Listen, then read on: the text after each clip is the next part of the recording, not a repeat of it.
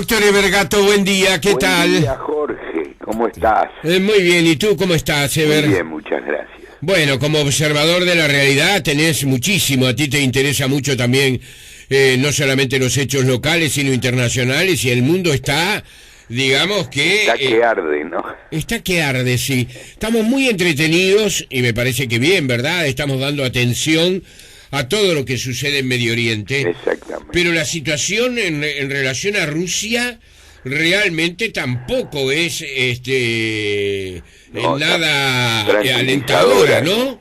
No, para nada.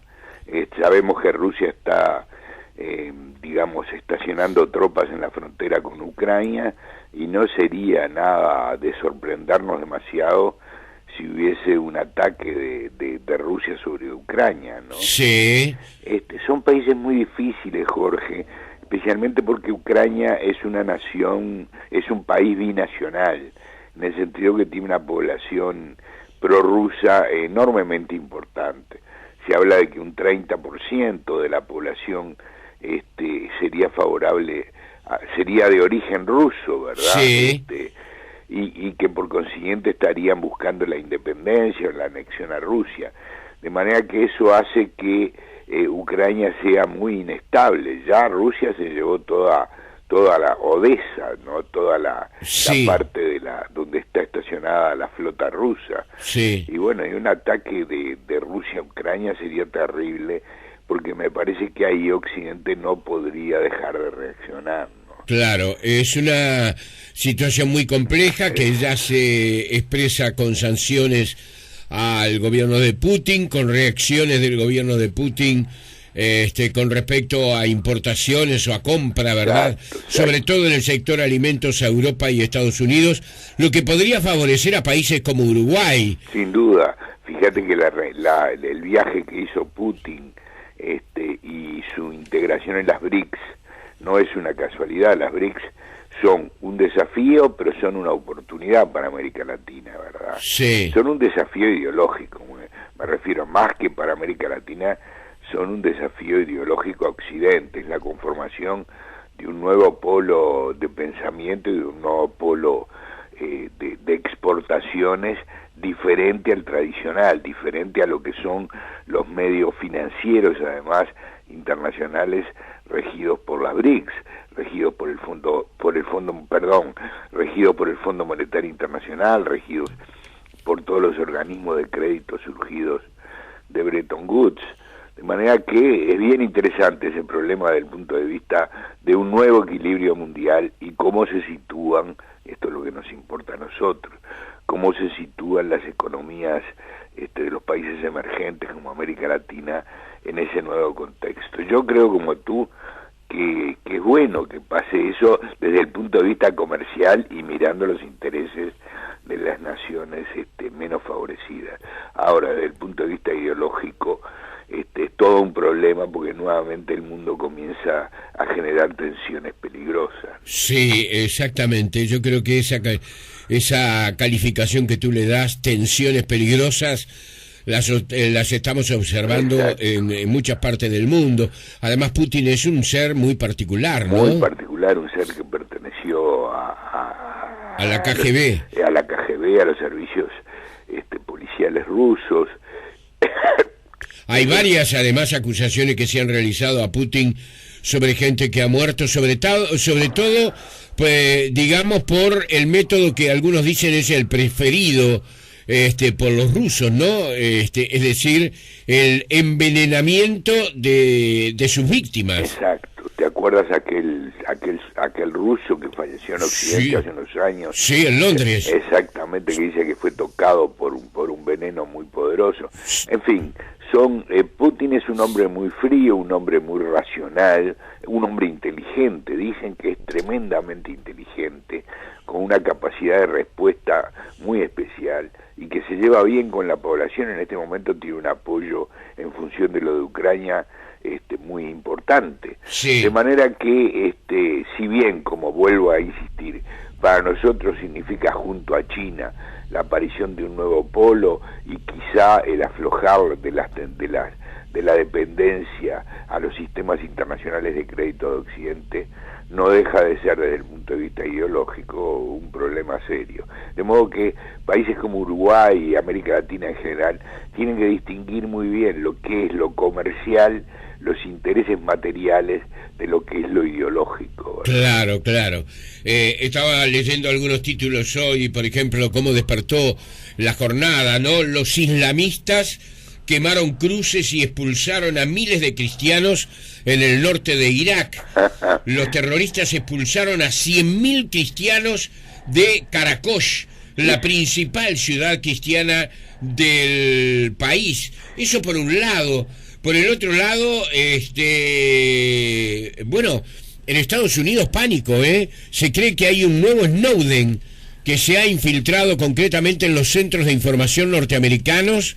Esta es una película realmente de espionaje. Exactamente. Que ha comenzado a dar información propia, limitada, ¿verdad?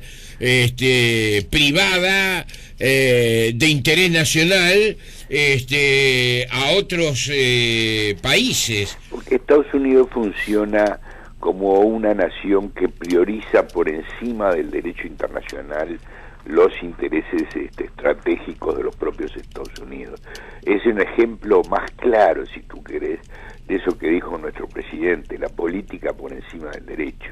Es decir, priorizar en todo momento, dar la máxima importancia a la estrategia militar y la estrategia de seguridad de los Estados Unidos y dejar al derecho internacional en un segundo lugar. Guantánamo es la prueba más evidente, la prueba más clara de ese modo de actuar, al punto que lo tuvieron que situar fuera de Estados Unidos porque era un lugar donde no se aplica el derecho norteamericano. Si querés prueba más clara, más terrible de eso, yo no sé si los norteamericanos se dan cuenta, yo supongo que sí, porque hay muchísima gente inteligente, desde el punto de vista simbólico, lo que significa tener a los prisioneros en un enclave alejado de su territorio para poder torturarlos. Es una cosa espeluznante, verdaderamente, digna de un cuento de terror. Y sin embargo los Estados Unidos, que de alguna manera y en la otra cara es un ejemplo de la aplicación del derecho interno y de lo que significan los derechos humanos en los Estados Unidos, las garantías de la ciudadanía, etcétera, etcétera. Sin embargo, en el exterior practican este tipo de política, ¿no? Ahí está. Terrible, ¿no? Aterrizamos entonces en Medio Oriente y este es un tema muy difícil. Cada vez que lo hemos tratado en estos últimos días a través de la información, donde hemos tratado también de ubicar algunas precisiones, bueno, generamos una división total. Acá no hay ningún bueno, no hay términos medios, mejor dicho. No. Hay buenos y malos. Y no sé si hay una clara comprensión de lo que está sucediendo en ese lugar. Por supuesto, los juicios críticos hacia la destrucción, ¿no? Esa onda de destrucción llevada por Israel, pero también lo que significa Hamás. Me parece que Hamás ha logrado posicionarse para muchos en el sitio de la víctima que no ha hecho nada y que es la agredida. Ha logrado un éxito de propaganda singular. Políticamente, exacto, un gran error israelí, según algunos analistas, el haber llevado adelante una campaña con tanta furia, ¿no? Sí, yo el otro día te decía, ¿te acuerdas? Que el conflicto árabe-israelí es como un ajo, pero más que como un ajo, después alguien me observó con razón. Una cebolla. Es una cebolla, ¿verdad? Claro. Con diferentes capas, ¿no? Que está rodeado de tal constelación de problemas estratégicos, problemas de intereses, problemas que tienen que ver con lo económico, con venta de armas, que tienen que ver con personalidades y que tienen que ver fundamentalmente con lo ideológico, ¿no? Que el conflicto queda allá en el medio, muy pequeñito, muy aislado, pero que sin embargo toda esa masa crítica está presionando sobre la opinión de la gente, que hace que nadie pueda opinar, como tú decías, con verdadera objetividad, ¿no? Claro. Especialmente para quienes nos sentimos amigos de los judíos. Yo no tengo ningún problema en decir que yo me siento amigo del pueblo judío en forma muy fervorosa, porque el judío, lo hablábamos en la reunión anterior, en la audición anterior, los judíos son un pueblo singular que han aportado a la humanidad desde la Biblia a los desarrollos científicos que estamos viviendo. Muchos de ellos son productos de desarrollos de científicos judíos. De manera que es muy bravo meterse en el conflicto y no ofender la mentalidad de los amigos. No hay cosa peor que hacer juicios críticos que uno siente que no caen bien en quien uno respeta y quiere mucho, ¿verdad? Sí. Este es el verdadero problema. Ahora, yo sigo pensando, yo el otro día te decía que me parece que hay que buscar una paz consensuada, una paz que signifique dos estados, una paz que respete los derechos de ambos contendientes, que respete las fronteras de 1967. Yo creo que las fronteras anteriores al conflicto de la Guerra de los 6 días son muy importantes. En fin, pero la gran pregunta es cómo se logra eso, ¿no? Claro. ¿Quién está dispuesto a ceder en sus posiciones como para sentarse en una mesa? Yo creo que las dos partes tienen que ceder, ¿no? Las dos partes. Lo fue Rabin, un Sí. héroe, un verdadero... uno piensa en la personalidad de Rabin o de Rabin, como quieras, como un prohombre, como un individuo capaz de iluminar un panorama casi imposible. Pero ahora, mientras los religiosos de uno y otro lado, y los religiosos de Hamás fundamentalmente, que son ortodoxamente religiosos, que son estrictamente religiosos, sigan interviniendo, va a ser muy difícil la paz, ¿no? Al Sí. igual que cierta derecha israelí, que el otro día mencionábamos, cierta derecha religiosa muy Sí, difícil, claro. que sigue pensando en el Israel bíblico, en el Israel que se extiende hasta Irak. Sí. Mientras ese pensamiento esté, digamos, presidiendo las reuniones de uno y otro lado, es muy difícil. Hacíamos mención, creo, la semana pasada también contigo, de esas expresiones espantosas de esa diputada israelí que dijo que había que matar a todas las mujeres embarazadas palestinas. Tú lo mencionabas. Bueno, Pero es ahora, extraordinariamente terrible, ¿no? Exactamente, un terror. Hablando de declaraciones, desde el pequeño punto de vista local se mezclan las declaraciones del presidente de la República, ¿no? Sí. Que son verdaderamente desafortunadas.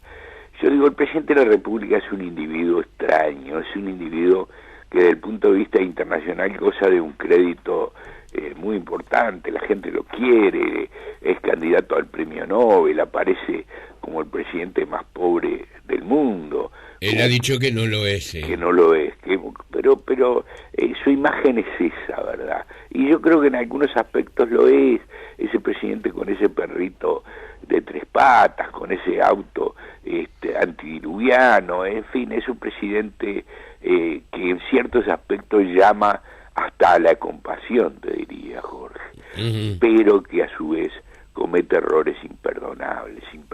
Errores, ya hemos hablado muchas veces de los errores del lenguaje, de los errores semánticos, de los errores sintácticos. Es un individuo que atenta contra la escuela pública, que enseña a hablar, en fin, todo ese tipo de cosas no le importan a él, esas preocupaciones no las tiene. Pero además, no puede decir que allí hubo un genocidio, ¿no? Ya esto ha sido suficientemente destacado en el Parlamento. Pero la figura del genocidio fue creada en la Convención de 1948 de las Naciones Unidas, y el autor fundamental de ellas, aparte de un trabajo muy intenso entre las distintas delegaciones que componían las Naciones Unidas allí, pero el jurista que tuvo una actuación preponderante en la creación del delito de genocidio, era un polaco, se llamaba Lemkin, fue muy ajustado en determinar que el delito, y así se refleja en la Convención, solo es por razones étnicas, nacionales, raciales o religiosas. Y este conflicto es en el medio de una guerra, por razones militares, que nada tienen que ver con lo étnico. Los judíos no matan a palestinos porque sean árabes, los matan porque ocupan la franja de Gaza de donde son bombardeados.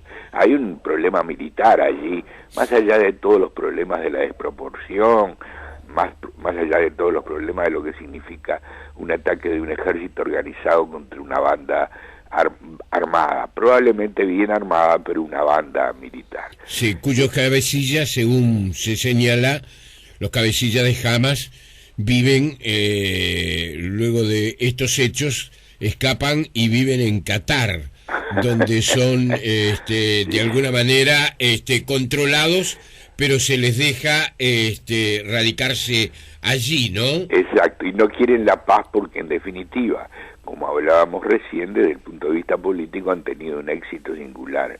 Y mientras el ejército israelí siga matando con una proporción de 10-1, esas ventajas son cada vez mayores. Claro. Para morir miles de palestinos y cientos de israelíes, ¿verdad?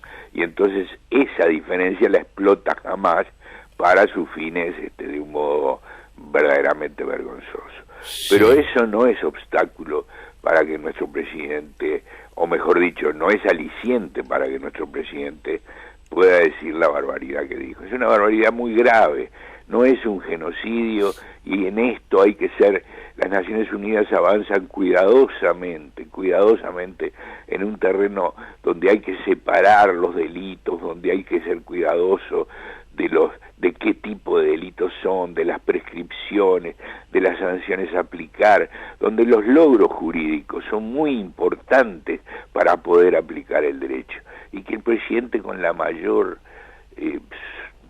con la mayor generosidad, si vos querés, califique de genocidio esto, es un territorio de ignorancia muy grande que ningún presidente se puede adjudicar. De modo que hay que al presidente, con todas las cosas positivas que tiene desde el punto de vista comunicacional, hay que adjudicarle ahora esta cosa tan negativa, ¿verdad?, que también integra su personalidad tan ambigua, tan contradictoria, ¿no?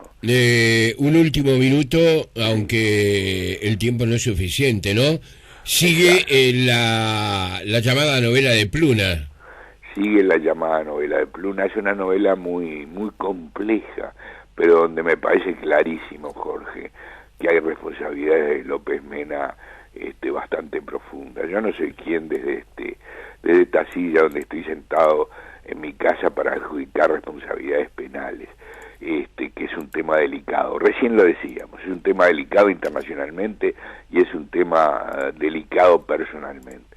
Pero no hay duda alguna aquí que López Mena estaba perfectamente al tanto de lo que era Cosmos, trajo a Cosmos, propició la creación del remate, ayudó a ese remate, luego se desdijo por razones que tienen que ver, muy confusas, que habrá que ver desde el punto de vista penal,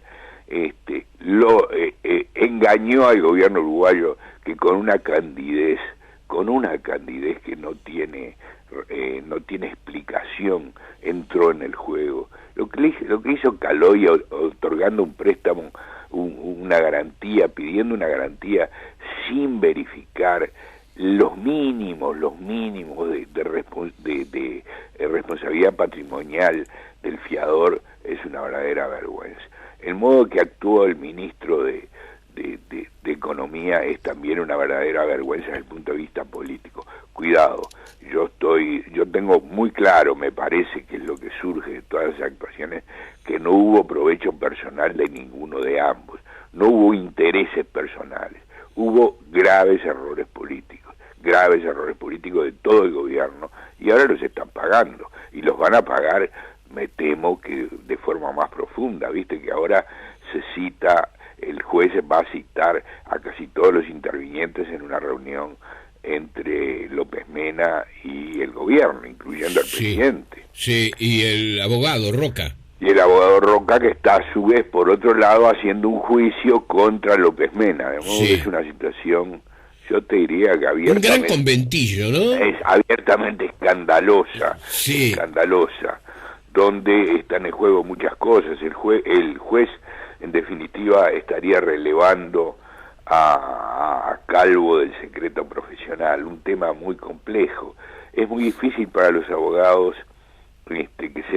que los jueces releven los secretos profesionales para poder atacar a los clientes, porque ningún cliente te va a llamar a una reunión si tiene el temor que después el abogado pueda volverse un sí, enemigo. claro. El contrario, ¿verdad? Claro. De modo que eso es cerrar su estudio prácticamente. Prácticamente, es un terreno donde los abogados que ahora piden el levantamiento del secreto profesional no se dan cuenta de los peligros que eso implica, ¿no?